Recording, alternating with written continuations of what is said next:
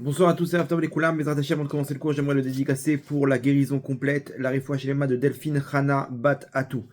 Bezrat Hashem Itor Shah Cholam Israël. Petite annonce, comme vous le savez, donc le 15 janvier, on organisera un Tikkun Shovavim, on rentre dans la période des Shovavim, une période très importante pour réparer sa Neshama et réparer ses fautes de galout du passé, surtout les fautes les plus dures, les fautes de Harayot, les fautes de semences en vin, tout ce qui est karet, riouvé karet, c'est retranchement de l'âme. Donc Bezrat Hashem, dans la description de ce cours, il y aura le lien WhatsApp pour s'inscrire, ou vous pouvez aussi nous contacter par mail sur le mail tovhm26@gmail.com. L'inscription est obligatoire. Ça sera donc le 15 janvier à Ashdod. On vous donnera tous les détails. Il y aura une affiche, il y aura un message à part entière pour expliquer le principe. Mais en tout cas, ceux qui connaissent, c'est très simple. C'est instauré par nos sages kabbalistes.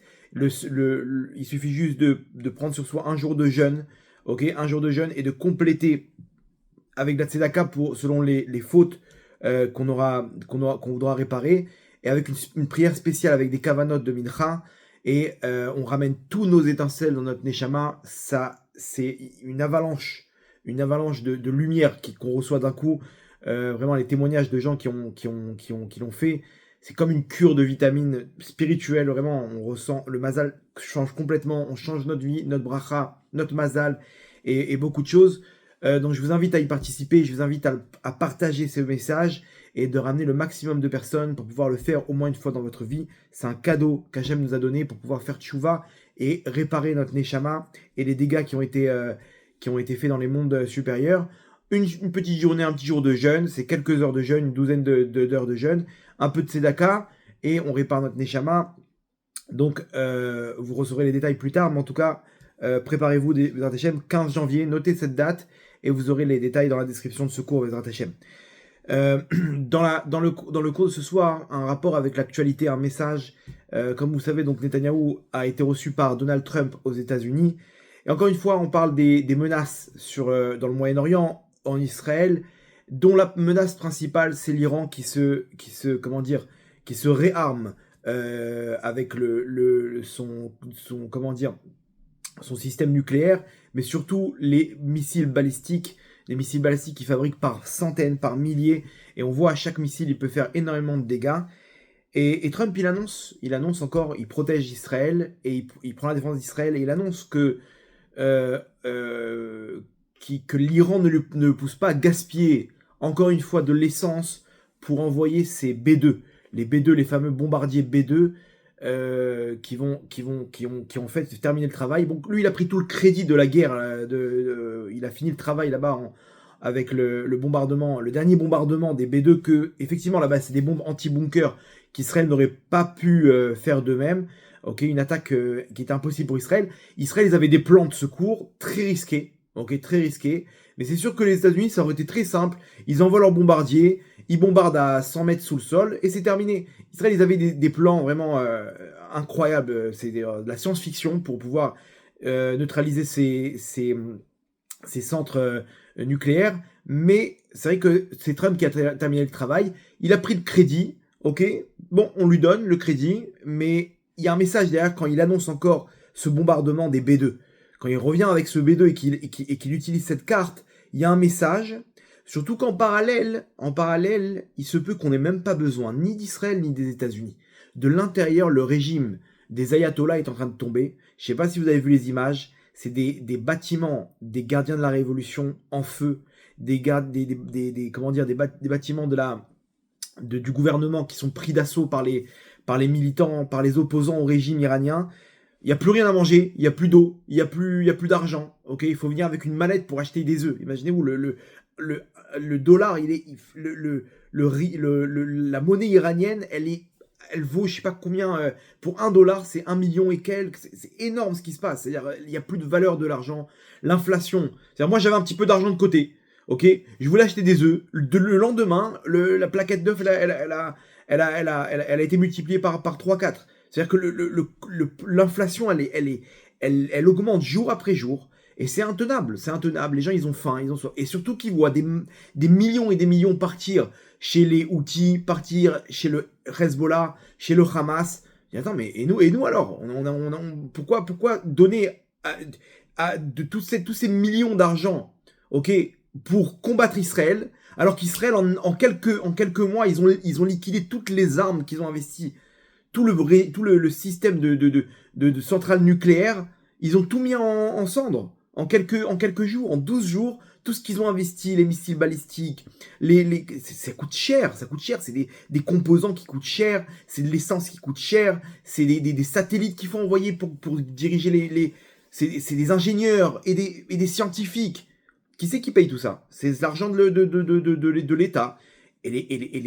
Comment dire, les habitants, ils en ont marre et ils se révoltent et ils sont en train de prendre d'assaut. Donc il se peut que tout ça soit terminé. Du jour au lendemain, le régime des ayatollahs il tombe. Comme il est déjà tombé il y a une dizaine d'années plus tôt. Il y avait le Shah d'Iran. Il y a eu la révolution iranienne et ils ont perdu le pouvoir. Donc il y a ce sentiment de révolutionnaire en Iran qui existe, ce potentiel. Et il se peut qu'on ait ni besoin des B2, ni besoin donc de Trump, ni besoin même d'Israël, et que ça peut tomber tout seul. On a l'impression qu'il y a un message, et vous allez voir que dans la paracha de cette semaine, on nous parle des brachot, on nous parle des bénédictions.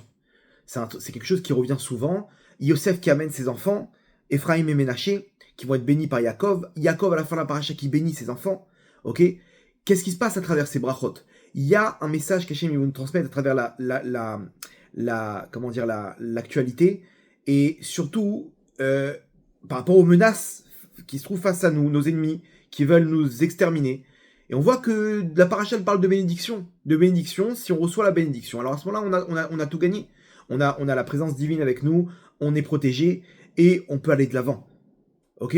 On peut aller de l'avant, et de là, il y a un petit message qu'on peut essayer de tirer de tout ça. Vous allez voir un cours assez intéressant, pas mal de chidushim. Accrochez juste vos ceintures.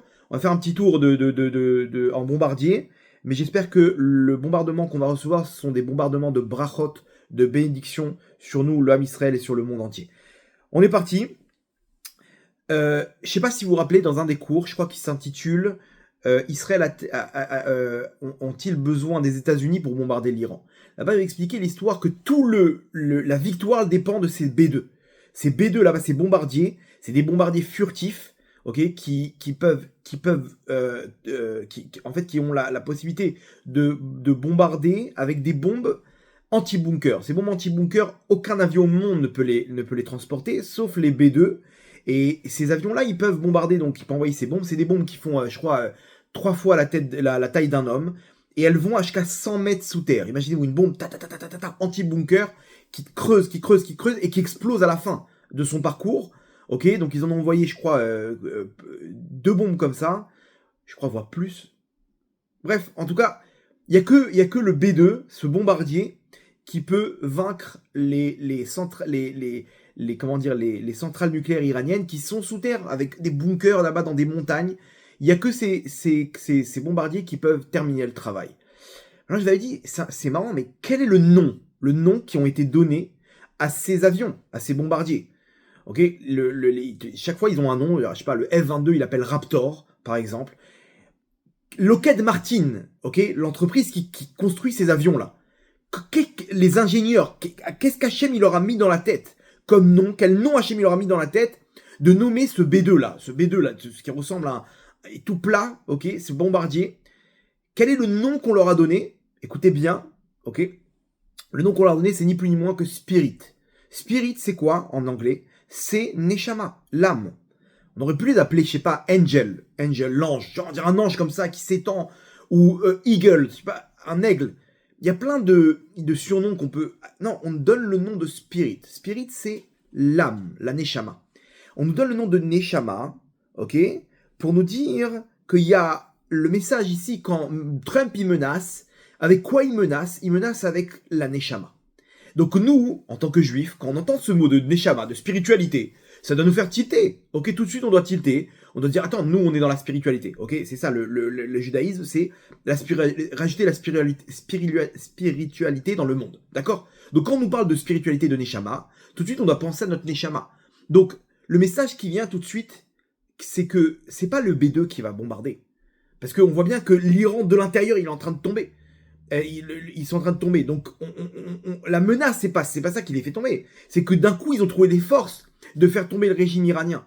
Donc peut-être qu'on va nous faire comprendre que celui qui fait tout bouger dans les mondes d'en haut, c'est ni plus ni moins que Taneshama.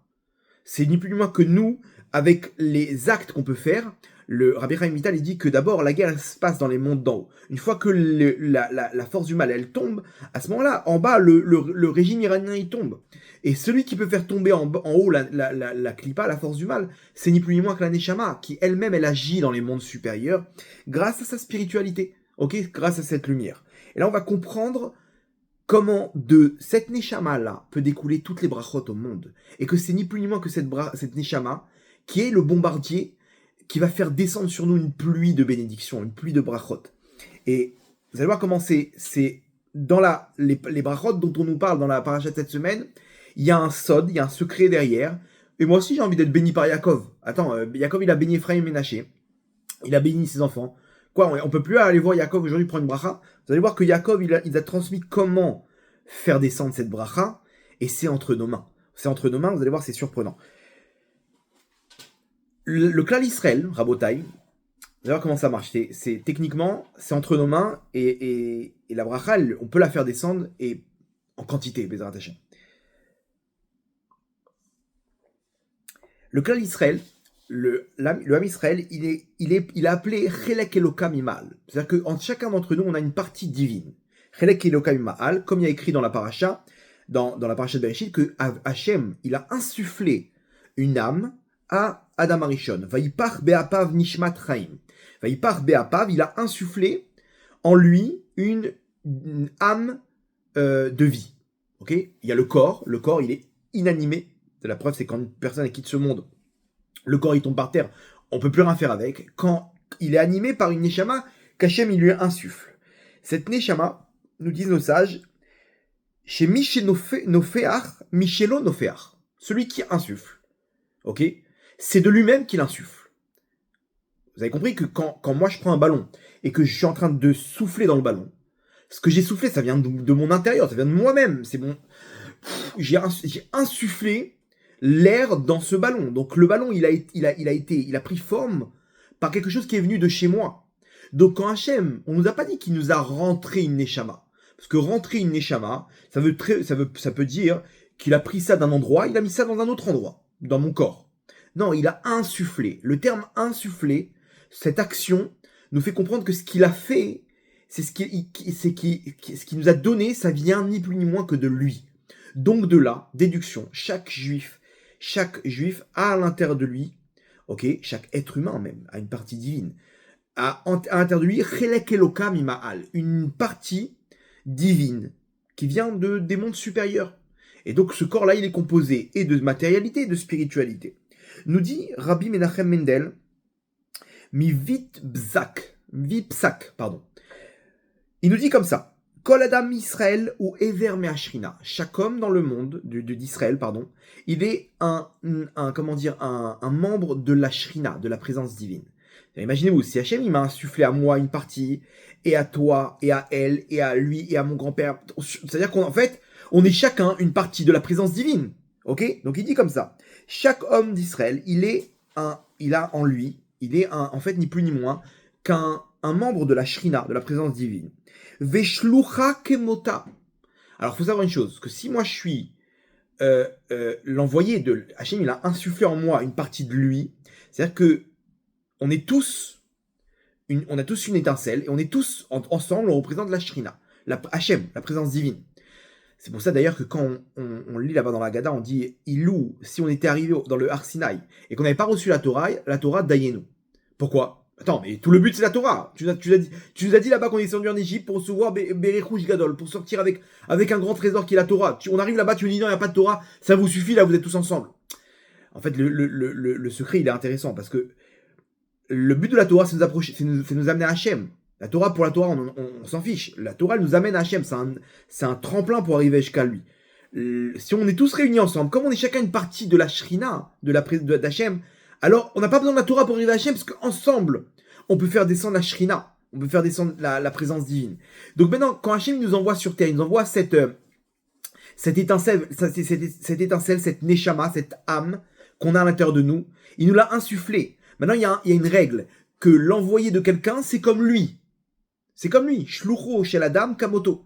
Si moi, je prends, une bague, et je donne à quelqu'un cette bague, et je lui dis, va sanctifier cette femme pour moi, il va et il dit, Areat mekudeshet, les David, Ben, Esther, Betabad, Zolkedat d'Israël, il peut le faire. C'est comme si c'est moi qui a fait la chose. Mon envoyé, c'est comme ma main.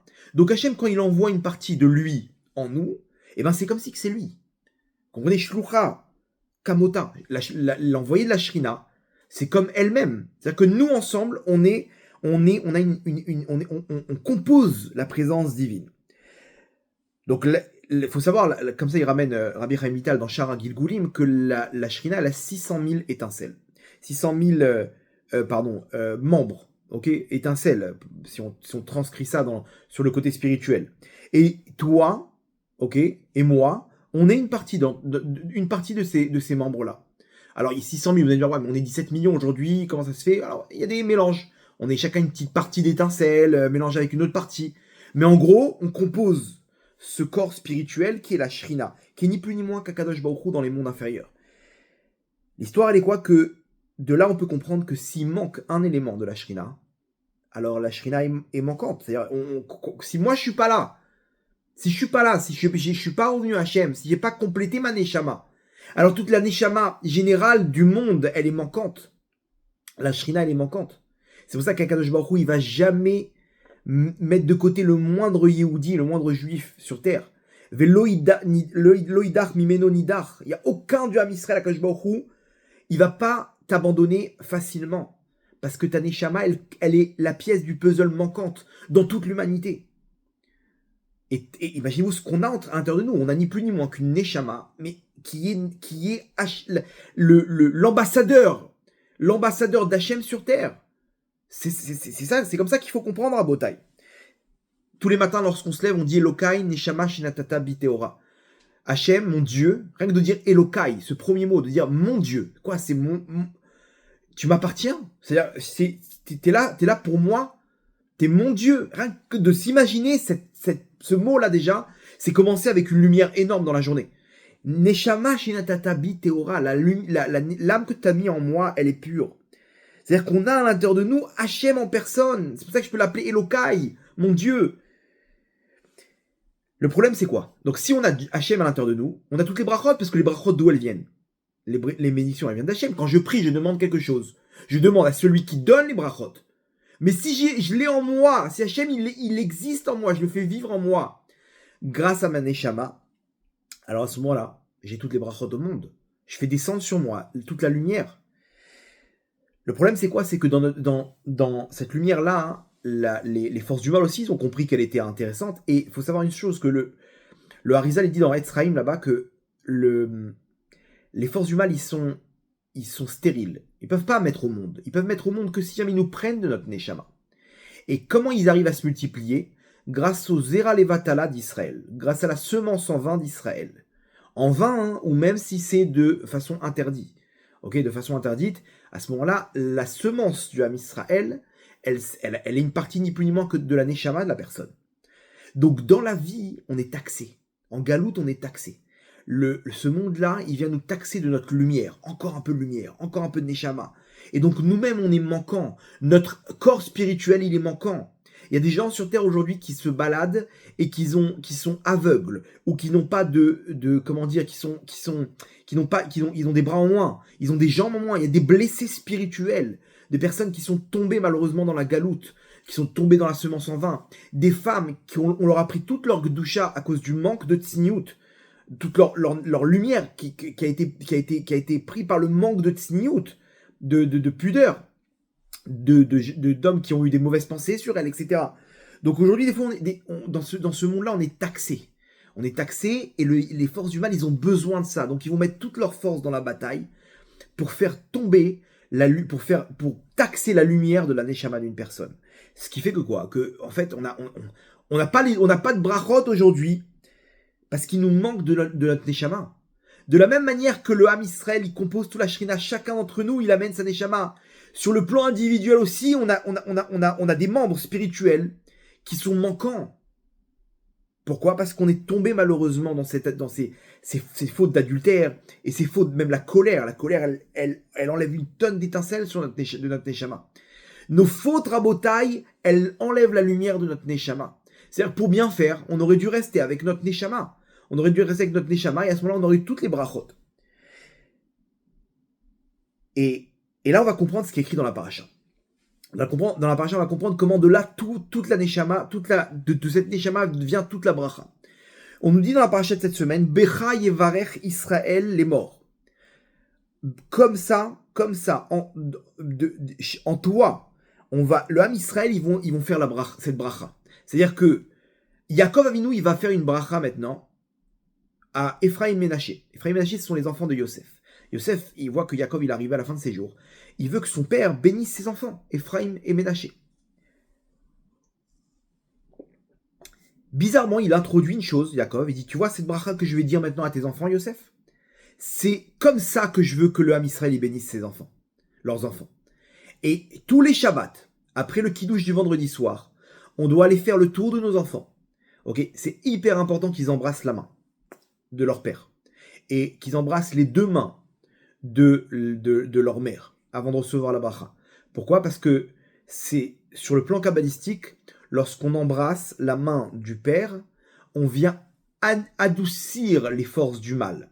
Okay, le père, il représente celui qui est dans les mondes supérieurs, qui donne la bracha, sauf que dans cette bracha, il y a des forces du mal. Lorsqu'on embrasse, on vient adoucir ces forces du mal qui se trouvent sur la main qui va bénir. Donc on embrasse la main du père, ça fait descendre là-bas une histoire avec la bina, bon je ne vais pas trop rentrer dans les détails, et le père il fait une bracha. Quelle bracha il va faire en mettant sa main, la main droite ? Il va dire Yesimcha Elokim, Ke'Ephraim ve'Kemenaché, qu'Hachem il met en toi cette même lumière, cette même comment dire, qu'Hachem il met en toi comme ce qu'il a mis entre Ephraim, comme il a mis pour Ephraim et pour Ménaché. De cette bracha là, ok, et la mère, il faut qu'on embrasse les deux mains, la main droite et après la main gauche, et elle fait cette bracha là juste après le père, chacun selon soi. Et là il y a une bracha énorme qui descend sur les enfants. Yaakov il nous dit dans la Torah, je veux que les brachot ils soient exactement comme cette bracha, comme Ephraim et Ménaché, exactement comme eux. Attends, mais pourquoi pas comme Yehuda et Shimon, ok, qui étaient beaucoup plus grands, comme Yosef et Yehuda. Yosef et Yehuda, c'était les deux plus grands des fils de Yaakov. Là, tu m'as pris les petits enfants de Yaakov, donc ils sont forcément inférieurs, Ephraim et Ménaché. Pourquoi tu me dis pas comme Moshe et Aaron? Yesimcha Elokim, que Moshe et Aaron, que tes enfants ils soient comme Moshe et Aaron. Non, qu'Hachem il fasse il mette la bracha comme il l'a mis à Moshe et Aaron. Imaginez à Moshe et Aaron quelle puissance ils avaient, quelle lumière. Pourquoi comme Ephraim et Ménaché? Mieux que ça, pourquoi pas comme Ménaché et Ephraim? Pourquoi l'inverse? Et là vous allez voir, vous allez comprendre le secret. Le chidouche, il est que Yosef, quand il est venu présenter ses enfants pour recevoir la bracha, il y a marqué que Yaakov, il les a regardés. Alors, il voyait pas très bien, mais il a vu spirituellement leur neshama. Et il a dit, Vayomer mi ele. C'est qui ceux-là? D'où tu les sors?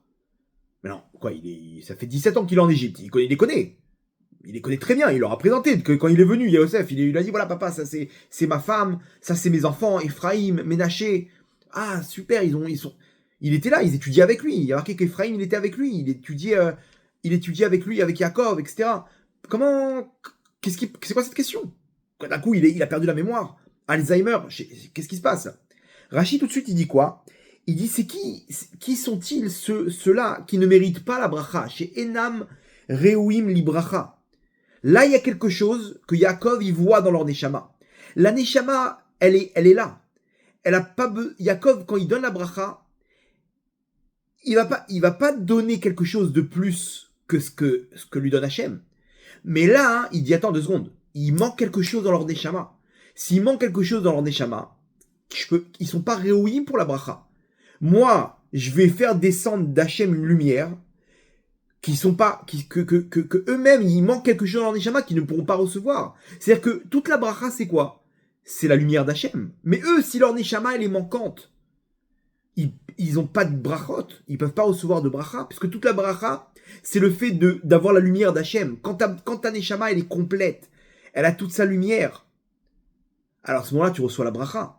Mais s'il manque quelque chose, effectivement, dans le cas de Ephraim et Ménaché, Yaakov, il a vu que 400 ans plus tard, 500 ans plus tard, de Ephraim et Ménaché allaient descendre des Réchaïm. Des Réchaïm dans l'âme Israël qui allaient fauter, qui allaient faire tomber l'âme Israël dans l'idolâtrie. Donc Yaakov, il a vu leur Neshama sur toute l'histoire. Et là, il a dit stop, il y a un problème dans leur Neshama. Eux, ils sont peut-être bien, je les connais.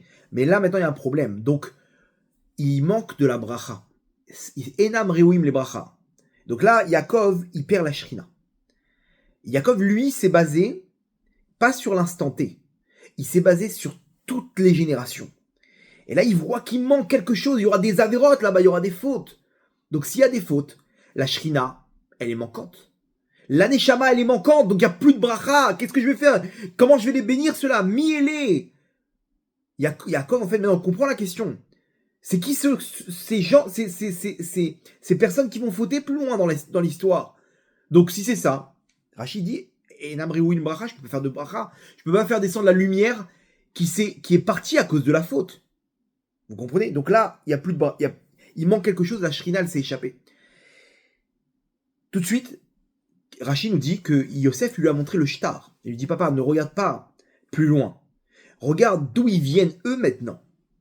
Ils sont nés en Égypte. Ils montrent le contrat de mariage, comme quoi ils sont nés en bonne et due forme, et que Yosef, il n'a jamais fauté. Que c'est pas, il n'y a pas un problème chez eux. Il n'y a pas un problème dans la source. C'est la galoute qui va faire tomber ces Neshamot plus loin. Mais là, tout de suite, à l'instant T, ils sont Gdoshim. Il lui montre, papa, regarde, mes enfants, ils ont grandi en Égypte. L'Égypte, c'est la débauche totale. C'est l'endroit où il y a le plus de débauche. Maintenant, Yosef, il a grandi chez Yaakov. Il a grandi dans la famille, dans la Gdusha. Comment dire, sa mère, c'était Rachel Imenu. Imaginez-vous les brachot qu'elle a fait quand elle avait dans ses bras. Yaakov, il le bénissait il bénissait son fils. Il étudiait avec lui. Il a vu de la Torah. Au bout d'un moment, les générations qui suivent, elles perdent de leur intensité. Donc normalement, Ephraim et Ménaché, ils auraient dû perdre en Gdusha. Et pourtant, Yosef, il lui dit, non, papa, ne va pas voir plus loin. Parce que si tu vois sur toute la génération, effectivement, il va manquer la shrina quelque part. Regarde tout de suite d'où ils viennent. Ils sont venus Bigdusha. Ils ont tenu dans le Geinam total. Ils se sont battus. C'est-à-dire, qu'est-ce qu'il lui dit, Yosef, à Yaakov? Il lui dit, papa, regarde l'effort qu'ils ont fourni pour aujourd'hui être kadosh. Alors oui, plus tard, ils vont fauter, mais regarde comment, ici, dans la débauche, en Égypte, ils ont tenu leur neshama. Ils sont, oui, pour ça, ils peuvent recevoir la bracha. Et là, il y a marqué que Yaakov, que Yosef, il a prié, il a demandé la Achamim, et là, la shrina, elle est revenue. C'est-à-dire qu'ici, quel est le dialogue entre Yaakov et Yosef? Yaakov, il dit à Yosef, il lui dit, il manque quelque chose. Il voit le côté technique. Je ne peux pas mettre de bracha maintenant. Yosef lui dit, oui, d'accord, mais tout de suite, d'où ils viennent? Ils sont venus, ils se sont battus pour sauver leur neshama. Et ils ont tenu, regarde la preuve, ils sont venus Bigdusha, regarde qui ils sont aujourd'hui. Pour ça, il a refait descendre la shrina. Yosef, Hachem, il a entendu l'argument de Yosef, et la shrina, elle est redescendue, et là, Yaakov, il a pu les bénir. Là, Yaakov, à ce moment-là, il a pu bénir. Pourquoi? Pour leur dire, avec un argument. Comment il a convaincu son père? Comment il a fait descendre la shrina en disant, d'accord, ils vont fauter plus loin. C'est les Neshamot. Mais tout de suite, regarde d'où ils viennent. Ils se sont battus dans la galoute totale en Égypte. Ils ont grandi avec peu de valeur par rapport à ce que lui, Yosef, il a grandi chez son père. Et pourtant, c'est comme ça qu'ils ont réussi à devenir des tzadikim. Donc au contraire, ils sont encore plus forts que Yehuda et Shimon. Parce que Yehuda et Shimon, ils ont grandi dans la Gdusha toute leur vie. Eux, ils ont grandi dans la Touma et ils se sont battus.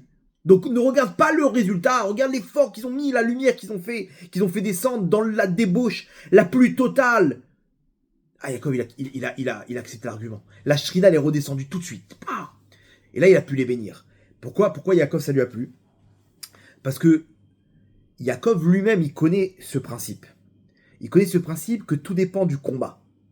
Tout dépend de combien tu t'es battu par rapport à tes Neshama. Il faut savoir une chose, c'est que Yaakov, il n'a jamais perdu une goutte de semence de sa vie. Quand il bénit Réhouven c'est le premier-né. Il lui dit Réhouven, Bechori Ata, tu es mon premier-né. Kochi Vereshit Oni. T'es ma force et la prémisse de Oni, c'est, je sais pas comment traduire là, de ma force.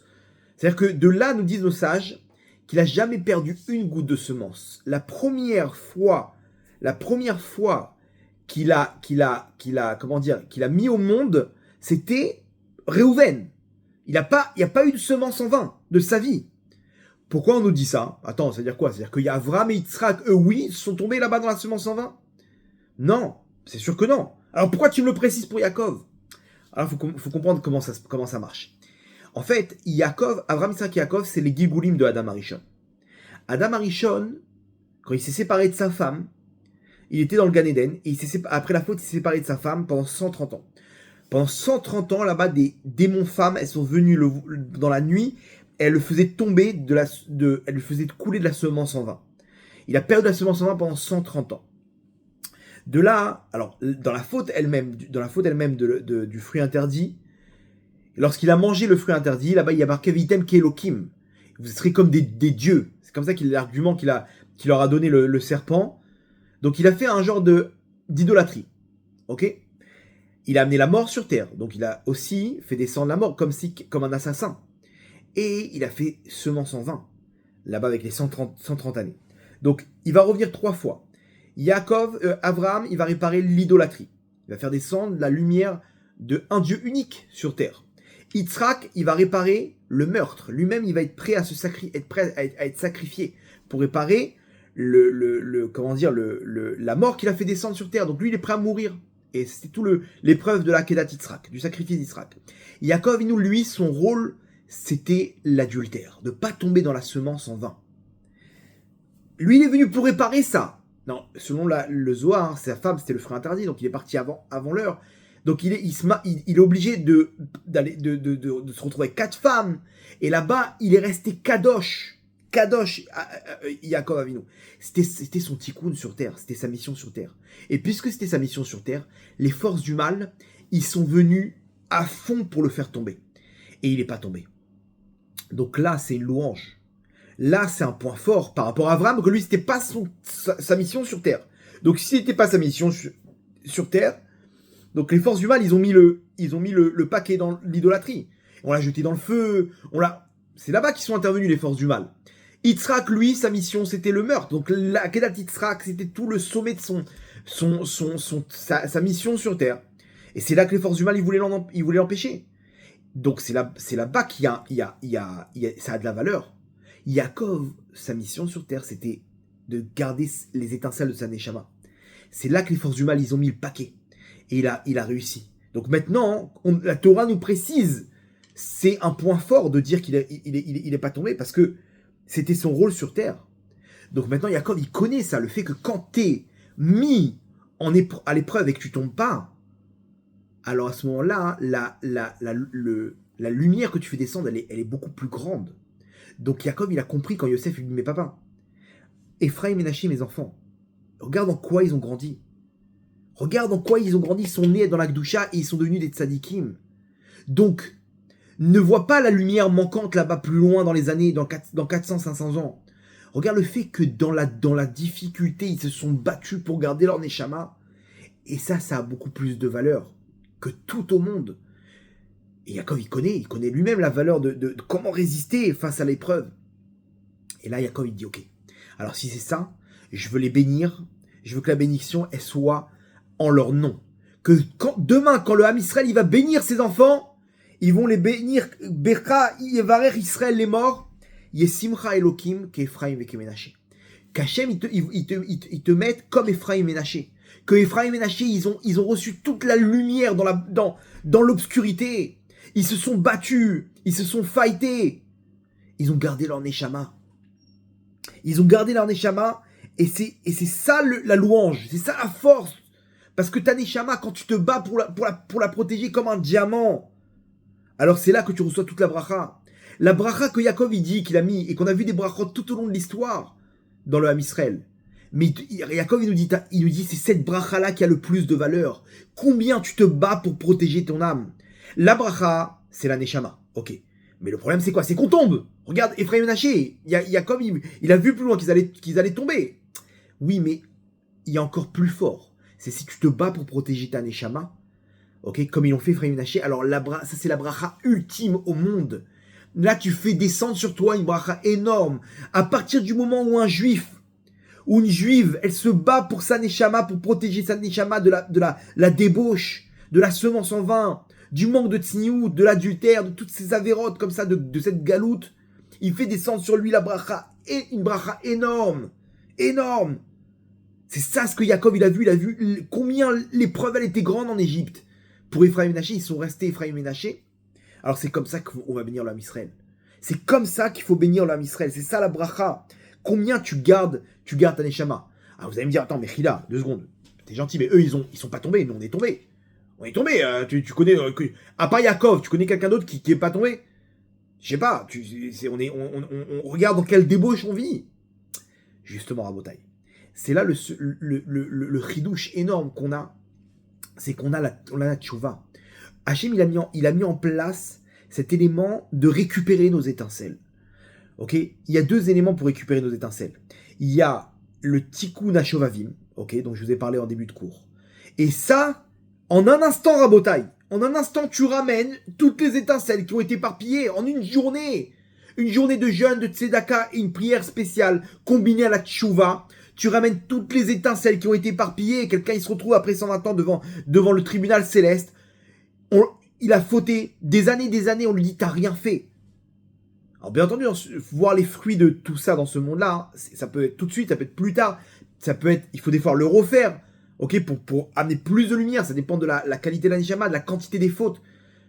Mais aujourd'hui, Rabotai, on a la possibilité de faire descendre toutes les brachot sur nous. Quand quelqu'un il fait tchouva, Rabotai, pendant cette période de Shovavim, cette période où les Bnei Israël sont descendus en Égypte, pourquoi? Pour aller chercher ces étincelles de Adam Arishon. 130 ans d'étincelles qui sont tombées, on a dû descendre maintenant en Égypte pour récupérer ces étincelles. Le Harizal, il explique que tout le travail qu'on a fourni en Égypte, c'est ni plus ni moins pour récupérer ces 130 ans de Zera Levatala, d'étincelles qui sont tombées d'Adam Arishon. Et tous les exils qu'on a, toutes les galouillottes qu'on a, elles sont à cause de la perte de nos neshamot, qu'on doit descendre dans ce monde-là, récupérer une partie de notre neshama. C'est ça la bracha qu'on a dans ce monde-là, et c'est la bracha qu'on a à l'éternité. C'est quoi cette bracha? C'est ce diamant qu'on doit garder, protéger, qui est notre neshama. C'est ça, Rabotai, cette neshama qu'Hachem nous a donné. C'est la bracha ultime. Des fois, j'entends à la fin de la tefila des gens qui demandent la tzedaka, hein, des histoires vraiment terribles, quoi. Des gens leurs enfants, l'eau à la ferra de Israël, que ça arrive à personne, cette histoire, même au pire de nos ennemis. Que des enfants qui ont dû subir, Chas Shalom, des cancers, des tumeurs, des opérations en Floride, là-bas, dans des cliniques privées, et le papa, il est là en train de dire, voilà, excusez-moi, je suis endetté jusqu'au cou parce que c'est une opération qui a coûté $250,000, sans compter là-bas pendant 3 mois, les hôtels et les maisons, et tout ce qu'il fallait. Et on a dû, ma femme et moi, partir. On n'a plus de quoi payer. On n'a plus rien à payer. On n'a plus rien à donner. On est endetté jusqu'au cou. Si vous pouvez nous aider, ça serait super. Notre enfant, il était malade, comme ça. Imaginez-vous cette histoire. Attends, pourquoi t'as dépensé autant d'argent? $250,000, c'est énorme. Imaginez-vous, avec tous les frais là-bas, c'est au moins $400,000. $400,000, mais c'est énorme. C'est le prix d'une maison. Comment? Mais il dit, mais tu rigoles. Pour sauver mon fils, je suis prêt à tout. Il y a pas, je vais appeler toute la terre pour trouver cet argent. T'as 3 jours pour fermer maintenant le dossier. Il faut que tout de suite tu fais un virement de $250,000. Comment tu fais? Je comprends pas. Il y a des gens ils essaient d'acheter une maison, mais parce qu'ils sont pas pressés. Mais si on te dit t'as 3 jours où ton fils Rasvé Shalom, eh ben il risque de ne pas avoir l'opération qu'il faut, le sauvetage. Il y a que cette clinique au monde qui a les possibilités de sauver ton fils. Mais tout le monde, personne au monde, le mec, il appelle toute la terre en pleurant. il appelle son oncle, ses oncles, ses tantes, toute la terre. Tac, 20 000 dollars là-bas, 30 000 dollars là-bas, il va voir, il appelle les banques, il n'y a pas tous les rabbinim de la terre, tous les trucs. Ils font un appel 48 heures, campagne pour tel enfant, Hachem Yerachem, truc. Et ils retrouvent l'argent, ils trouvent l'argent. Mais après, il faut rembourser. Les gens, ils vont donner un peu là, à gauche, à droite. Il y a encore des frais. Ça, on le fait, lo allez-nous pour un enfant. Pour notre Neshama Rabotai, pour notre vie. Il nous manque un membre, maintenant spirituel. On serait pas capable de tout Rabotai. Donc Hachem, il nous a donné des cadeaux pour réparer. Premièrement, la bracha, elle vient quand on se bat Rabotai. On se bat, c'est-à-dire quoi? C'est-à-dire à partir de maintenant, il faut comprendre que stop, c'est terminé. Maintenant, c'est mon bras de fer, c'est mon combat. Je vais pas tomber. Je vais mettre des barrières, je vais mettre un fil sur mon téléphone, je vais faire... Au fur et à mesure, Rabotai, mais avancer en combattant, de dire non, stop, je vais protéger ma neshama, je suis en Égypte, moi aussi. Et si tu veux recevoir la bracha, qu'Ephraim veke Menaché, comme Ephraim et Menaché, alors à ce moment-là, c'est ça le secret. Le secret, c'est combien tu es prêt à te battre dans l'obscurité face aux forces du mal. Bats-toi, c'est ton fils maintenant, c'est ta neshama. On parle de l'éternité. Un homme, il serait prêt à tout pour sauver sa vie, pour sauver la vie de son enfant, pour sauver sa neshama, à plus forte raison, Rabotai. Et maintenant, le passé, comment on fait? Très bien, on vient un jour de jeûne, Rabotai. Un jour de jeûne, une prière spéciale. C'est Dakar, alors chacun selon ses fautes. Des fois, ça peut chiffrer. Mais le mec, il vient, il prend sur lui, il paye sur 15 ans. Sur 15 ans, il n'y a personne qui va lui mettre le couteau à la gorge. 15 ans, il paye ce qu'il doit payer. Et c'est comme si qu'il a jeûné le nombre de jours de jeûne qu'il aurait dû jeûner pour réparer la faute. Le Harizal, il a mis en place tout ça, Rabotai. Et une fois qu'on a récupéré toutes les étincelles de notre Neshama, t'as besoin de bracha de personne. T'as reçu la bracha de Yaakov Avinu. T'as toute ta Neshama, donc t'as toute ta bracha. Ça, et là, on passe à le deuxième élément qui peut nous aider à réparer, c'est Rabotai, le Tikkun HaKlali. Rabbi Nachman, il a fait descendre cette lumière qui est le Tikkun HaKlali, dit Teilim, qui nous permet de ramener nos étincelles. Pourquoi il appelle ça le Tikkun HaKlali, la réparation complète? Parce que si on a ramené nos étincelles de notre Neshama qui sont tombées dans ces fautes-là, et ben alors on a toute la bracha. Donc c'est la réparation totale. Puisque tu as fait descendre, t'as toute ta Neshama, quand t'as toute ta Neshama, t'as fait descendre toute la lumière d'Hachem sur toi. Donc t'as la protection dans tout, tu réussis dans tout. T'as la réparation totale. C'est pas une réparation partielle, totale, complète. Donc réparer, Rabotai, ces fautes-là, c'est s'amener sur soi un bombardement de brachot. Et donc maintenant vous allez comprendre le message de l'actualité. Trump, il nous crie Spirit, B2, le B2 Spirit. C'est lui, je vais l'utiliser, ne me poussez pas à l'utiliser encore une fois. Et on nous fait comprendre que techniquement, c'est que cet avion-là qui peut bombarder. Pourquoi? Parce qu'en fait, le message, il est que tout vient de notre Neshama. Finalement, on n'a pas besoin de ton avion, Donald. On peut très bien se débrouiller et faire tomber l'ennemi de l'intérieur. Mais comment? Ça vient de notre intérieur à nous, de notre Neshama à nous, de notre spirit à nous. Que si on arrive, c'est cette Neshama qui fait bombarder les brachot, pas que pour nous protéger de nos ennemis, mais aussi pour nous élever et pour nous donner la bracha pour l'éternité dans ce monde-là et dans le monde futur, à Botaï. C'est ça le message de l'actualité, le message qu'on voit dans la paracha. Je connais un rav qui m'a raconté qu'il connaît un tzaddik caché. Ok, ne me demandez pas c'est qui, je connais pas. J'ai jamais essayé d'aller voir c'est qui ce tzaddik à Jérusalem qui voit dans les lignes de la main. Il voit dans les lignes de la main et il a envoyé deux personnes qui avaient besoin d'une bracha. Il les a envoyés là-bas. Il est parti voir ce tzaddik et il m'a dit, j'ai vu devant mes yeux comment il a regardé la main d'une personne, d'une des deux personnes. Il lui a dit, t'as même pas commencé à réparer ta neshama. On parle de quelqu'un de Rabotai qui est dans la Torah et les mitzvot. Il dit, t'as même pas commencé à réparer ta neshama. Et dans ta neshama, elle est au même niveau. C'est-à-dire que les gens, ils font tchouva Rabotai. C'est-à-dire faire tchouva, c'est rétablir le lien avec Hachem. Mais il faut réparer les fautes qui ont endommagé ma neshama et qui ont endommagé les mondes supérieurs. Il lui dit, t'as même pas commencé à réparer ta neshama. Il commence à faire des tikkunim, commence à faire des choses. Comment apprendre sur toi des mitzvot, des études de la Torah, t'as rien fait. T'as une kippa, t'as mis un truc, mais tu fais Shabbat, mais qu'est-ce que t'as fait pour récupérer tes étincelles? Bref, il lui a donné un plan. Il dit, qu'est-ce que je fais, Godara? Il lui dit, fais tikkun, tu vas vivre, fais tout ça. Ok. Il prend la main du deuxième, il dit waouh, j'ai jamais vu une Neshama comme ça. Pure, quelle pureté. Il dit qu'est-ce que t'as fait? Combien de tikkunim t'as fait? Combien de jeûnes t'as fait? Il dit non, moi j'ai jamais fait tout ça, moi justement j'étais intéressé pour faire avec lui le. Il dit non, t'as quelque chose. Il réfléchit, oui, il y a quelque chose que je fais tous les jours. C'est que ça fait près de 12 ans que tous les matins, après la tefila, je lis le Tikkun HaKlali. Je lis le Tikkun HaKlali, et c'est ce que je fais. Je demande à Hachem répare mes fautes, et je lis le Tikkun HaKlali. C'est-à-dire que, mais vadaï qu'en lisant une fois le Tikkun HaKlali, ça marche si c'est par inadvertance, seulement 120 et tout, mais si on veut réparer, 2 ans, le mec, il était avec une Goya, c'est sûr que c'est... Il faut investir à Botaï. Il faut investir. Il faut se battre. Et le mec, il a réparé sa Neshama. Il a fait le Tikkun HaKlali à Botaï. Il a réparé, maintenant, pas que cette faute.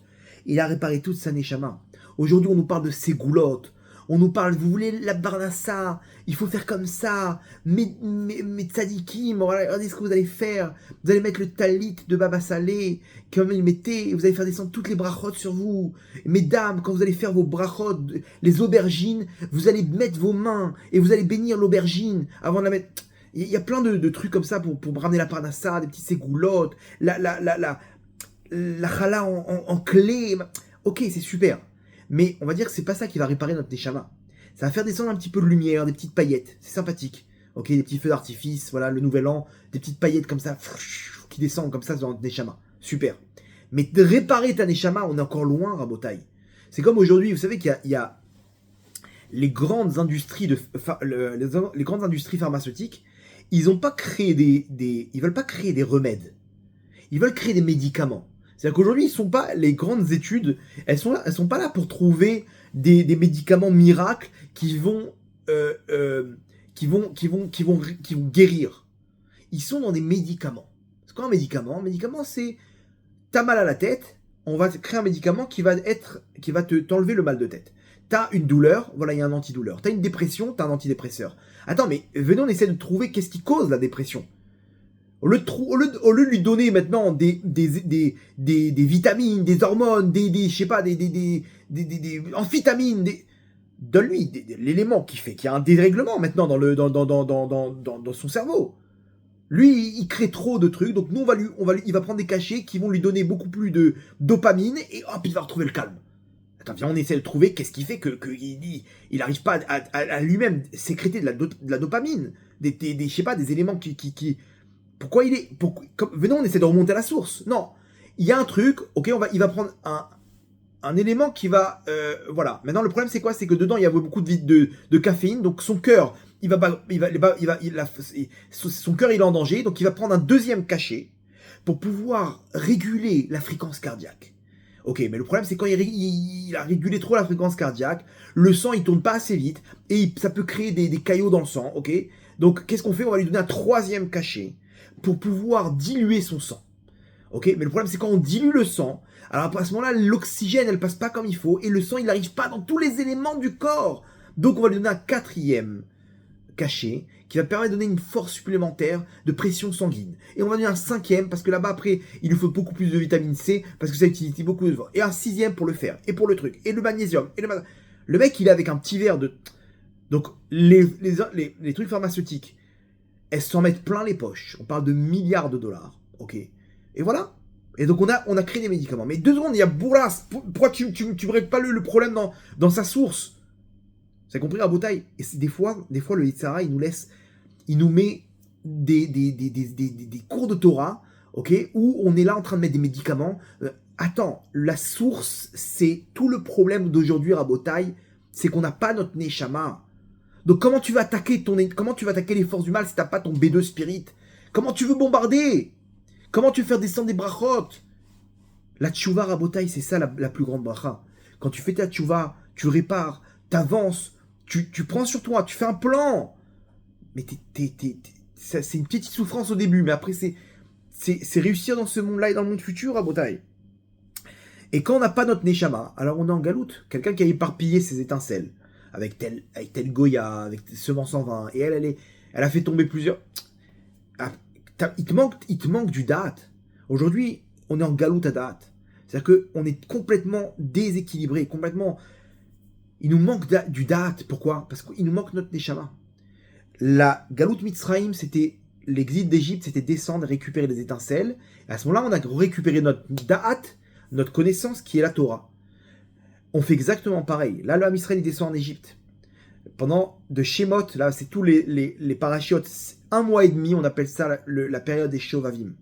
Ok, comme les 6 parachiotes, Shemot, etc., jusqu'à même Mishpatim, Shovavim. Là, de la même manière qu'à l'époque, nos pères, ils sont descendus en Égypte pour récupérer leurs étincelles qu'ils ont perdues, qui étaient dans Adam Arishon. Pareil, nous, on peut pendant cette période descendre et récupérer nos étincelles, Rabotai. On peut le faire toute l'année. Mais pendant cette période-là, c'est encore plus fort. Et on peut le faire. Comment tu descends? Explique-moi, comment tu descends? Alors, où tu laisses les épreuves de la vie te faire descendre, des souffrances sur année en année, des gens qui 6-7 ans, ils attendaient pour avoir des enfants à Botaï. Ils attendaient, ils ont fait le tikkun Shevavim. Je peux vous dire plus d'une dizaine de personnes qui ont eu des enfants alors qu'ils n'arrivent pas à avoir d'enfants. 2, 3 ans, 4 ans, 6 ans, 7 ans. 7 ans, ils ont attendu. Ils ont fait le tikkun Shevavim. L'année d'après, ils m'ont appelé pour la Brit Mila. Dans les 10 mois qui ont suivi, 9 mois, 10 mois. J'ai un copain très proche, il me disait arrête, et moi j'étudie la Torah, j'ai fait tchouva, j'ai pas besoin de tes trucs de Kabbalah. Je lui ai dit fais-le, qu'est-ce que t'as à perdre? Il a fait 7 ans, il attendait pour avoir des enfants.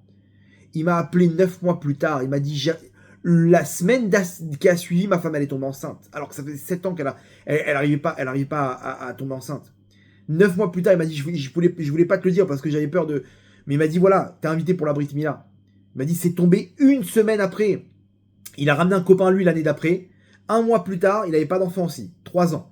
1 mois plus tard, sa femme est tombée enceinte. Il m'a appelé l'année d'après pour me dire sa femme elle a accouché d'une fille.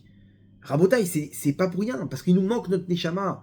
Et pourquoi on souffre? Parce que on va chercher notre Neshama. Tikkun Shevavim Rabotaï, on descend. Comment? On fera un jour de jeûne, Tzedaka, et on répare. Donc, aujourd'hui, Rabotaï, on est dans un monde de débauche terrible. Et plus on avance, plus on descend. Et plus on descend, plus on va chercher l'étincelle, mais plus on peut aller chercher la bracha. Parce que rappelez-vous du klal, de la règle.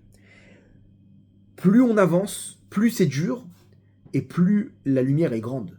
C'est ça ce qui a convaincu Yaakov. Quand Yosef lui a dit, mais papa, regarde où ils ont grandi.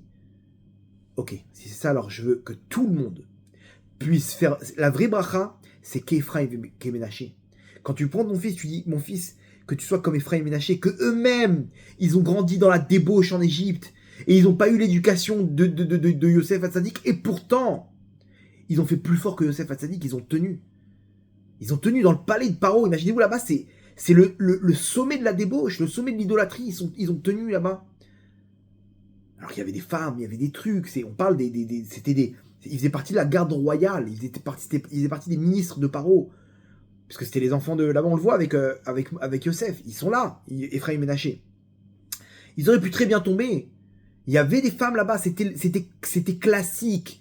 Classique, tu prends une femme, un truc, comment dire, ils trompaient leur femme, c'était classique, c'était comme ça. C'était quelqu'un qui te plaît, tu vas, on fait ce qu'on veut. C'était la débauche totale, Rabotaï.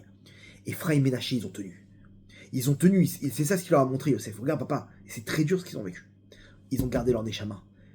Si c'est ça, Yaakov dit alors c'est ça la bracha. La vraie bracha, c'est toute la neshama.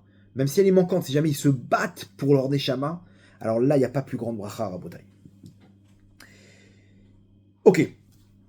Ça, c'est le premier élément. Le deuxième élément, Rabotai, rappelez-vous ce qu'on a dit.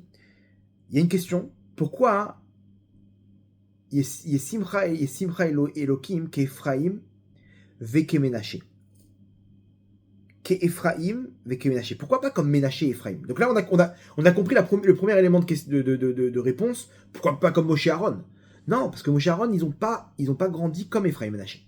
Donc le mérite de Ephraim et Ménaché, il est encore plus grand. La bracha qu'ils ont reçue, Ephraim et Ménaché, elle est encore plus forte. Très bien. Alors pourquoi qu'Ephraim et Ménaché, pas comme Ménaché et Ephraim? Il faut savoir que Ménaché, c'est l'aîné en plus. Pourquoi on a inversé ici? Alors rappelez-vous ce que je vous ai dit. La Shrina, chaque personne du Ham Israël, elle représente un membre de la Shrina. Ok.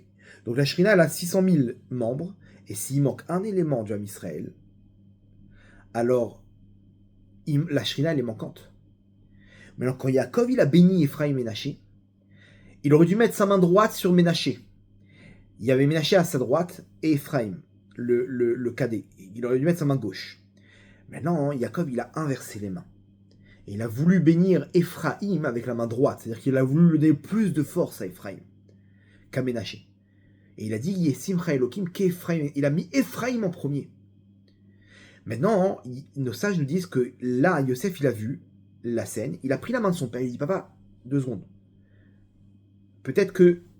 Parce que c'est Ménaché, peut-être que t'as inversé les mains là. Non, Yaakov, il voulait pas faire honte à Ménaché. Ménaché, maintenant, il veut pas lui montrer que je t'ai pas mis toi en premier, alors que c'est toi l'aîné. Donc il a pas voulu lui faire honte. Maintenant, Yosef vient prendre le truc, la main, lui dit attends, mais papa, qu'est-ce que tu. Et là, il lui dit je sais, mon fils, je sais, t'inquiète pas. Et là, il fait la bracha. Maintenant, 2 secondes, imaginez-vous la scène. Imaginez-vous dans le cœur de Ephraim et Ménaché ce qui se passe. Ephraim, il est deuxième, il passe en premier. Ménaché, il est premier, il passe en deuxième. Et là, il faut savoir que Ephraim et Ménaché, ils sont restés intacts. C'est-à-dire que Ménaché, à aucun moment, il s'est dit bon, attends, c'est quoi cette histoire si on pouvait prendre le pouls de Ménaché à ce moment-là, la fréquence cardiaque, c'est la même. Il en voulait pas à son frère, il en voulait pas à son grand-père. Papi, ce que tu me donnes, c'est la meilleure des choses pour moi. Ephraim, il se dit quoi maintenant, mais moi, je dois recevoir une autre bracha. Pourquoi tu changes maintenant? Pourquoi tu me donnes la bracha de l'aîné? Je suis pas l'aîné. Ephraim et Ménaché, ils sont restés 2 frères unis. Rappelez-vous, Yosef et ses frères. Lorsque Yaakov, il a voulu bénir Yosef plus que les autres, il a voulu lui donner plus d'attention. C'était la guerre mondiale. Ils ont vendu Yosef, et là, tout ce qui s'est passé. Là, Ephraim et Ménaché, dans leur cœur, ils ont été bien éduqués par Yosef. Ils ont accepté. Pourquoi ils ont accepté? Parce que Ephraim et Ménaché, ils ont compris que attends, toi et moi, on est des éléments de la Shrina. Tu vas pas me prendre ma place. 2 mains, ils sont jaloux, les 2 mains d'une personne. Est-ce qu'elles sont jalouses? Pas du tout. Pourquoi? Parce que chacun, il a son poste. Il n'y a pas de non, mais attends, mais pourquoi moi j'aurais dû être la droite, tu aurais dû être la gauche, et pourquoi ça? Et elle se dit, les membres d'une personne, ils sont en shalom, en paix totale. Ephraim et Ménaché, ils ont compris le secret qu'on est chacun un élément, un membre de la Shrina. Et que si je suis manquant, si je suis pas là, et ben la Shrina elle est manquante. Donc, chacun il a sa place. Ménaché dans son cœur, il se dit Ephraim ne prend pas ma place. Si Yaakov, quand il me bénit, il me place là-bas dans la Shrina, c'est là-bas la meilleure place pour moi. C'est là-bas que je suis. Il n'y a pas de jalousie à voir. C'est là-bas que je suis au meilleur endroit. Ephraim il dit si maintenant Yaakov il me met en premier, c'est là-bas que je dois être. Il n'y a pas d'erreur. On a tous, comment dire, une ardoute totale. Et là, quand t'es unis, comme Ephraim et Ménaché il était, comme 2 frères de Neshama, qui sont conscients qu'on fait partie des membres de la Shrina, il n'y a aucune jalousie à avoir. Donc quand on a ces 2 éléments qui sont réunis, automatiquement la Shrina elle descend. Quand j'ai compris que mon prochain, il n'est pas là pour me concurrencer, il est ni plus ni moins qu'un élément lui-même de la Shrina, que personne au monde ne me prend quoi que ce soit de ce qui me revient. Personne ne prend de ma malchoute. Personne ne me fait du mal dans ce monde, personne ne me donne dans ce monde. Je suis relié à la Shrina. Le problème c'est quoi? C'est que si tu repousses ton prochain et tu dis que lui non, alors il manque quelque chose. S'il manque quelque chose, la Shrina ne peut pas descendre. Si par contre tu acceptes ton prochain, tu vois ton prochain comme toi-même, tu aimeras ton prochain comme toi-même, de la même manière que toi, tu es une partie de la Shrina, lui aussi. Et que toi, tu as ta place, tu as ta légitimité. Mais tu peux pas éteindre la lumière de l'autre, parce que si tu éteins la lumière, tu as éteint la lumière de tout le bâtiment. Si tu éteins la lumière d'un des appartements, tu as éteint la lumière de tout l'immeuble. Tu as fait sauter la lumière de l'immeuble. Donc à quoi ça sert de te battre avec ton prochain? C'est ma place, c'est moi l'aîné, il m'a pris mon héritage, il m'a pris mon truc, il m'a pris, arrête avec tout ça, accepte l'autre. Quand tu acceptes l'autre, tu fais descendre la Shrina. Ephraim et Ménaché, ils étaient uniques, ils étaient une seule et même entité. Ils avaient une fraternité spirituelle. Yosef, quand il est venu prendre la main, il savait très bien que son fils Ménaché, il allait pas mal le prendre. Attends, mais tu fais des... pourquoi tu fais ça, Yosef? Ménaché va comprendre que Yaakov, il a inversé les mains. Yaakov, il a pas voulu. Yaakov, il sait pas qu'ils sont comme ça. Mais Yosef, il dit quoi? Tu rigoles ou quoi? Mes enfants, je les ai éduqués avec la shrina. Il n'y a pas de marloquette. Il n'y a pas de différence. Il n'y a pas de don. Ouais, on lui fait du mal, on a un truc. Rien du tout, Rabotai. Ephraim et Ménaché, ils étaient comme ça. Ils étaient ensemble, une seule et même entité. Donc c'était deux membres qui composaient la shrina. Et à leur niveau, ils faisaient descendre la shrina. Et quand on a la shrina, on a la bracha. Donc, sur le plan général du Ham Israël, quand deux juifs ils sont ensemble, ils font descendre une lumière de la shrina. Donc c'est la plus belle des brachas qu'on peut faire descendre. Qui mieux que Ephraim et Ménaché? Alors comprenez, pas qu'est Ménaché et Ephraim. Justement, quand on a mis Ephraim en premier, que Ménaché et Ephraim, ils ont gardé cette fraternité, là on fait descendre la shrina. Quand on fait descendre la shrina, on a la bracha à Botaï. Donc Yaakov il dit, alors si c'est ça, je veux que chaque homme, chaque juif sur terre, lorsqu'il bénira ses enfants, il les bénira qu'Ephraim et Ménaché. Que Hachem mette cette même lumière qu'il a mis en Ephraim et Ménaché, qu'il la mette chez mes enfants, qu'il la mette chez nos enfants, qu'il la mette entre nous, Rabotai. Qu'est-ce que c'est manquant aujourd'hui, Rabotai, de voir l'autre comme, d'avoir ce qu'on appelle Aïn Tova. Aïn Tova. Aïn Tova, c'est-à-dire, je suis content de ce que tu as, comme si c'est moi qui l'ai reçu.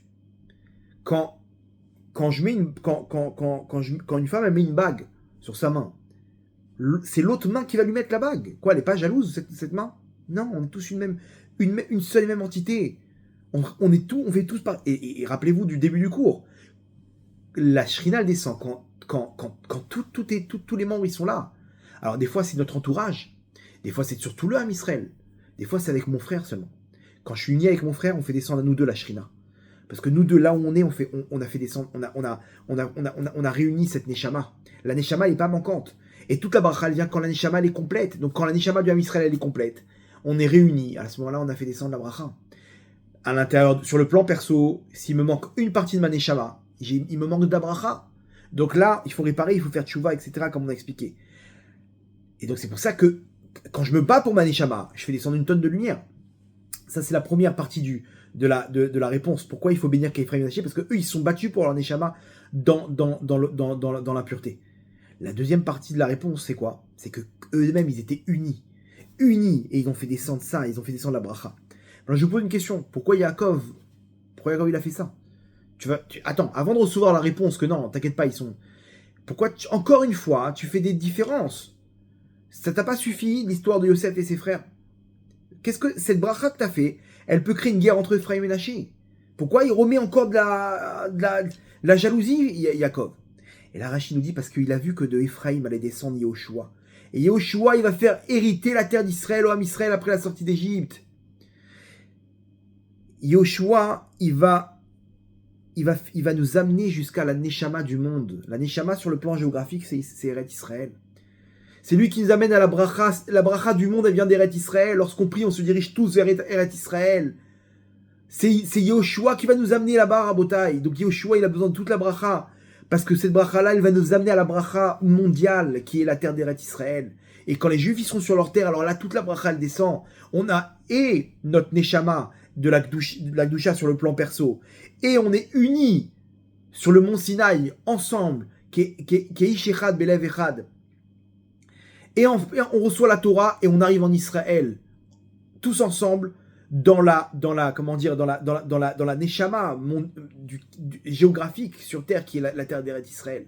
Donc c'est pour ça qu'il faut donner la bracha en particulier à Ephraim, que de lui va descendre Yehoshua, qui va conquérir la terre d'Israël. Donc là, Rabota, imaginez, on a tout complété. C'est la bracha parfaite. Celle de Ephraim et Ménaché, c'est la bracha parfaite, parce que dedans est compris la bracha individuelle, qui est de toute ma neshama, la bracha collective, qui vient de l'union du Ham Israël, et la bracha matérielle, qui vient de la terre d'Eret Israël. À la fin, Rabotai, Yaakov Avinu, il va réunir ses enfants. Et il va nous donner le secret pour arriver à la Géoula, qui est la bracha à l'éternité, la bracha mondiale de la Géoula, Rabotai. Yaakov, il dit à ses enfants et à ses fous, réunissez-vous, réunissez-vous et je vais vous dire ce qui va se passer pour vous à la fin des temps. Donc on s'attend à une prophétie. Finalement, il n'y a pas eu de prophétie. Enfin, il y a eu des brachot. Il a fait des brachot. Mais on ne parle pas de Géoula d'ici. C'est quoi l'histoire de la Géoula? Il nous manque un détail. il nous dit réunissez-vous et je vais vous dire ce qui va se passer à la fin des temps. Ok, mais tu as donné des brachot. Tu n'as pas donné des éléments. Parce que ces brachot-là, elles auraient dû être les éléments qu'on aurait dû analyser, nous, pour comprendre un peu c'est quand la fin des temps, qu'est-ce qui va se passer, on aurait pu de là analyser. Non, aucun rapport. Et là, on nous dit, nos saints disent que Hachem, il lui a enlevé le roi Hakodesh. Mais le Midrash, qu'est-ce qu'il dit? Il dit que en fait, c'est quoi la fin, le secret? Il a dit, réunissez-vous, je vais vous dire ce qui va se passer à la fin des temps. Le Midrash dit, Tiyu kulchem asefa, soyez vous-même réunis. Asefa achat, réunis en une seule et même entité, ve'az itkinu et atzmechem le geoula. Et alors à ce moment-là, vous allez pouvoir faire descendre sur vous la geoula. C'est-à-dire que, oui, Jacob, il a transmis le secret. C'est quoi le secret? Et assez fou. Réunissez-vous. Voilà, vous êtes réunis. C'est bon. Maintenant, sachez que c'est ça. C'est comme ça que vous allez faire descendre la Géoula. C'est simple, parce que la Géoula, c'est la grande lumière de ce monde. Et quand on est tous réunis, on a tous les membres de la Shrina, tout est là, donc la Shrina descend sur terre, c'est la Géoula. Donc on peut faire descendre la Géoula si on est réunis entre nous. La Géoula sur chacun d'entre nous, quand on est comme deux frères, comme Ephraim et Kemenaché. Mais si on est tous là, Israël réunis, on fait descendre la Géoula. Regardez ce ridouche. Jacob, il nous transmet, il nous dit, vous savez quoi? Hachem m'a enlevé là maintenant, je ne peux pas vous dire en détail qu'est-ce qui va se passer à la fin des temps. Il m'a enlevé le roi Hakodesh. Mais le secret, il est dans le fait qu'on est tous réunis. Ah, et si vous faites ça à la fin des temps, si vous faites ça, c'est vous qui allez amener la fin des temps. Et assez fou, Tiyu kulchem asefa achat, une seule et même entité, comme Ephraim et Kemenaché. Ve'azit kinu et atzmechem le Géoula, à ce moment-là, vous pourrez faire descendre sur vous la Géoula. C'est ça la Géoula, Rabotai. La Géoula, c'est quand on a fait tchouva. Amarav, en adavar taloui et la bitchouva. Ça ne dépend que de la tchouva. T'as réparé, ça c'est sur le plan perso, t'as fait descendre sur toi la Géoula. Et peut-être si t'as fait déborder la goutte d'eau du vase, alors à ce moment-là, tu peux même faire amener la Géoula. Tu peux même faire descendre la Géoula sur la Misraël. Sur le plan collectif, quand on est tous réunis, c'est quoi le point commun des deux? C'est qu'il y a la Neshama, ta Neshama, lorsque tu l'as complété, tu as fait descendre sur toi la Bracha et la Géoula. Sur le plan collectif, toi-même, tu es un élément de cette Neshama générale du Ham Israël, du clan Israël. Et donc, quand toi, tu fais tchouva, quand toi, tu es là, quand toi, tu es uni avec tes frères, tu ramènes une partie de ta Neshama. Hachem, il ira chercher chacun d'entre nous, Rabotai. Chacun d'entre nous, Hachem, il viendra nous chercher. Loïdar, mimeno, nidar. Maintenant, on peut venir nous faciliter le travail, faire descendre sur nous la Géoula en faisant tchouva. Chaque juif, c'est une lettre d'un Sefer Torah. Et tout l'Am Israël, c'est un Sefer Torah. S'il manque une lettre, il n'y a pas de Sefer Torah. Le Sefer Torah, tu le mets à la Gniza. Maintenant, nous-mêmes, on peut être des Sofrim. Sofrim, c'est celui qui écrit le Sefer Torah. Il y a un juif il y a une lettre qui est cassée. Prends ta plume là, mets un petit coup d'encre. Il y a une lettre qui est collée avec l'autre. Prends gratte un petit peu pour séparer les deux lettres. Et à ce moment-là, t'as mis la lumière. Pareil, il y a un problème avec ton frère. Arrête de t'énerver contre lui. Arrête comment dire, d'essayer d'éduquer le monde. Il y a un problème avec lui, aide-le à réparer. Aide-le à réparer ton frère. Répare toi-même ta lettre. Ta lettre qui est endommagée, répare-la, fais tchouva, fais des tikkunim, fais ce qu'il faut. Il y a quelqu'un qui va pas, ta femme, elle va pas, va l'aider, parce que si tu l'aides, tu t'aides toi-même. Elle a besoin d'aide, sois là pour elle. Ton mari, il a besoin de toi, sois là pour lui, Matsadika. Tes enfants, ton entourage, ta mère, ton truc, ça a quoi de se disputer? Quand tu te disputes, tu casses des lettres dans le Sefer Torah. Donc, comme un gouffre, comme un corps entier à Botaï, s'il y a un problème avec mon doigt, ah, t'as vu mon ongle, il a un truc, j'ai hyper mal, il faut que j'aille voir un truc, tu vas prendre rendez-vous chez le médecin. Tu vas faire attention à ce membre-là. À plus forte raison à ta Neshama. Va réparer ta Neshama. Va réparer la Neshama de ton prochain. Va t'occuper de ton prochain. Aide-le à sortir de là. Sois en paix avec lui. Sois unique, Ephraim avec Kemenaché. Et à ce moment-là, tu fais descendre toute la bracha sur terre. La bracha générale avec la Géoula, Bezrat Hashem. On va terminer avec une petite histoire.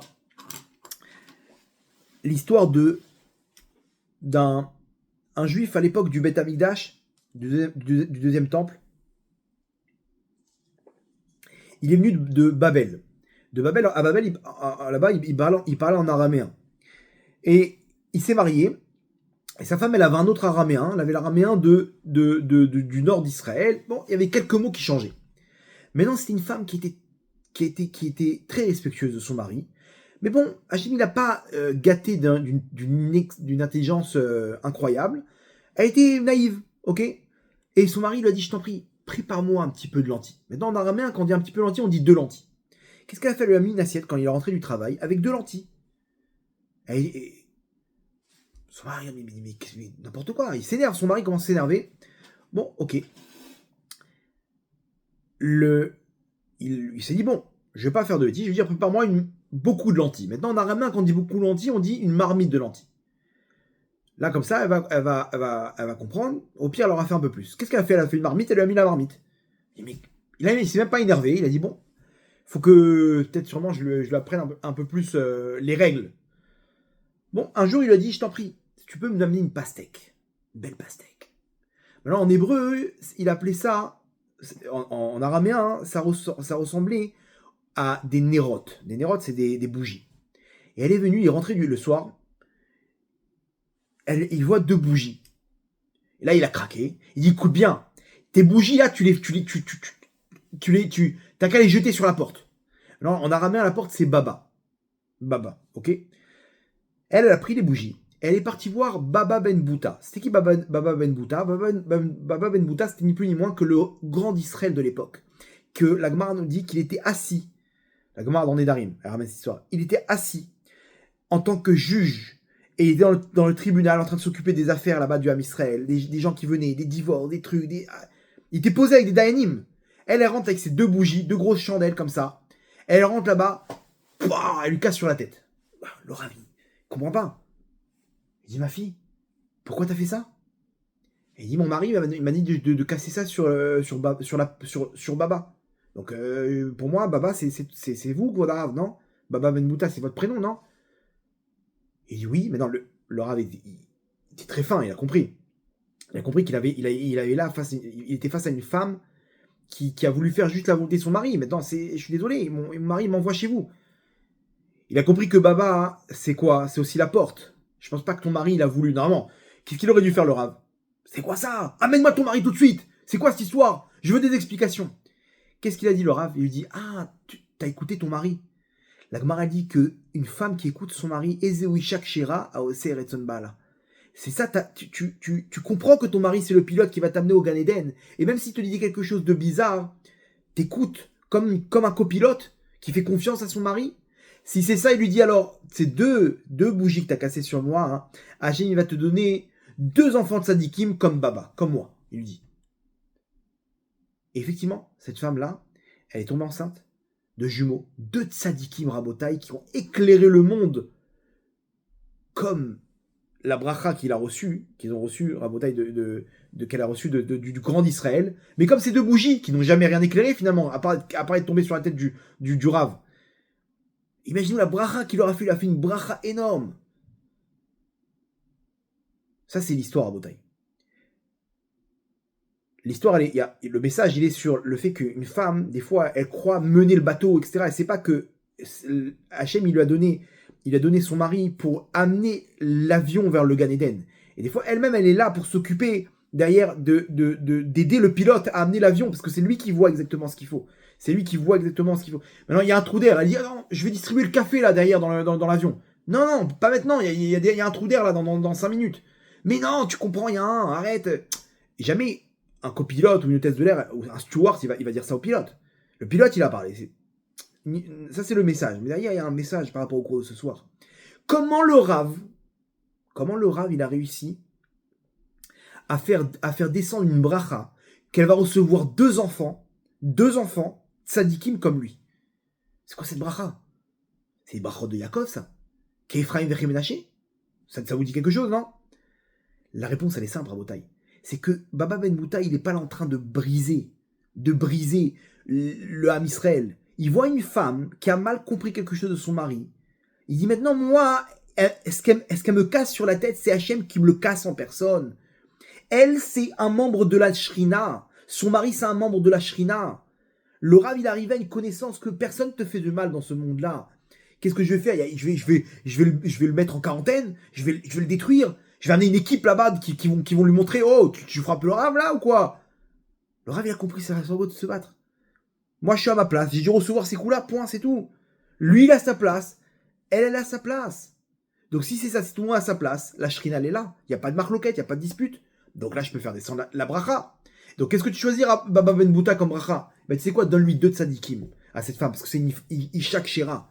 Elle mérite deux enfants de tzadikim, comme ces bougies qu'elle a fait tomber sur ma tête, que c'est les bougies qui éclairent le monde. 2 enfants de tzadikim, la bracha, la marché, Rabotai. Non, c'est pas terminé. Ce même Baba Ben Bouta, c'était un des grands d'Israël, à l'époque du temple, où Hérode, il s'est vengé des rabbanim, des talmidei chachamim, et il a chassé tous les tzadikim de la génération, et il les a tous tués. Il y en a qui sont partis en Égypte, le seul qui est resté, c'est ni plus ni moins que Baba Ben Bouta. Et vous savez pourquoi, nous dit le Ben Ishraï? Parce que Hérode, il n'avait pas peur de lui. Parce que c'est quelqu'un qui prend sur la tête des coups, et qui dit rien.